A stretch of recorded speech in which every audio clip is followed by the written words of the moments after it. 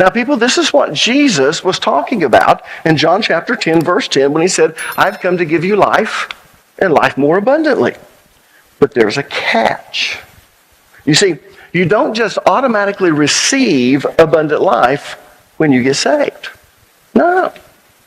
In fact, most Christians have crappy lives. They have bad marriages. They have problems with their kids. They have problems with their finances.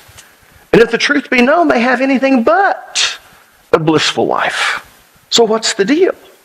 If Jesus came to give us abundant life, then why don't the majority of Christians have it? Why don't you have it? Well, again, you have to realize that you don't just automatically receive a better quality of life when you get saved. It doesn't work that way. So how does it work? In other words, how does a person receive the abundant life, the better quality of life that Jesus promised us? Well, turn with me, if you would, to the book of Proverbs, chapter 3, verses 1 and 2, and let's find out. Notice what Solomon wrote. My son, do not forget my teaching. Now that word teaching there actually means precepts and principles. So he says, my son, don't forget my precepts, my principles, but keep my commands in your heart, for they will prolong your life many years and bring you peace and prosperity. Woo! Man, that's good. According to Solomon, if I keep God's commandments and his principles, it will result in long life, peace, and prosperity. In other words, everything I need to experience a better quality of life. So what do I have to do to receive the abundant life that Jesus promised me? Well, first of all, I have to learn the commandments of God and the principles that are taught in the Bible. And secondly, I have to keep them in my heart so that I'll practice them. And practicing them will produce long life, which is health, peace, which deals with relationships, and I'm talking about all types of relationships, such as my relationship with God, my relationship with my wife, marriage, children, siblings, parents, etc., friends, neighbors, and even co-workers. And last but not least, it also produced prosperity, which refers to finances, your career, and material things. Yeah. Now, here's what's interesting. These three things, long life, peace, and prosperity, include everything you need to have an abundant life. In fact, these three things are essential to having a better quality of life. In other words, if you're missing any one of these three things, you won't have an abundant life. And let me explain why. Life is made up of various aspects or parts. In other words, there's more to life than just making money. Men, listen to me. There's more to life than just sex. Or women, romance. There's more to life than just raising kids.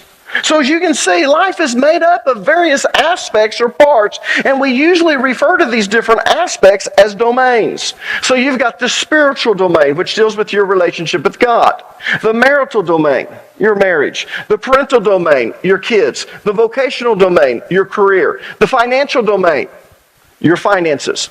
The physical domain, your health, etc. And all of these domains are interconnected. And because they're interconnected, every domain matters. As an example, your health affects your work. If you get sick, you can't work.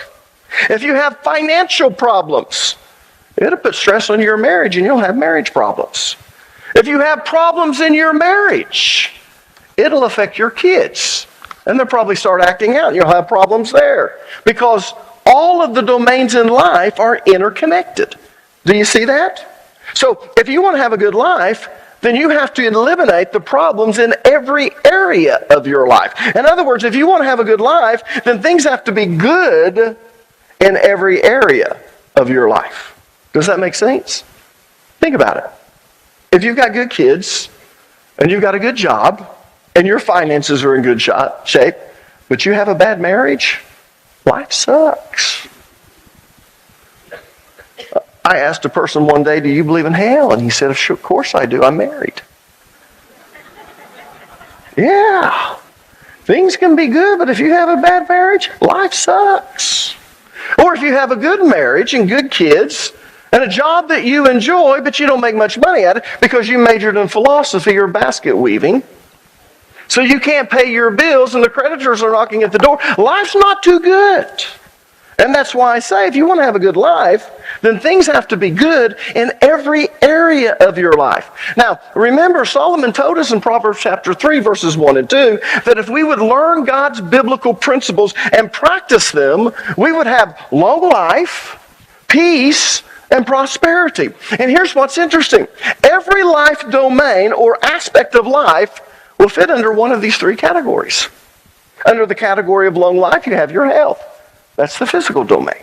Under the category of peace. Now that word peace in Proverbs chapter 3, verse number 2, that's the word shalom. It means a cessation of enmity or cessation of fighting, strife. So it means that you're not going to be at it with each other. That's what shalom means. So under the category of peace, you have your relationship with God, which is the spiritual domain. You have your relationship with your wife, which is the marital domain. You have the relationship with your kids, which is the parental domain. Under the category of prosperity, you have your job, the vocational domain, and your finances, the financial domain.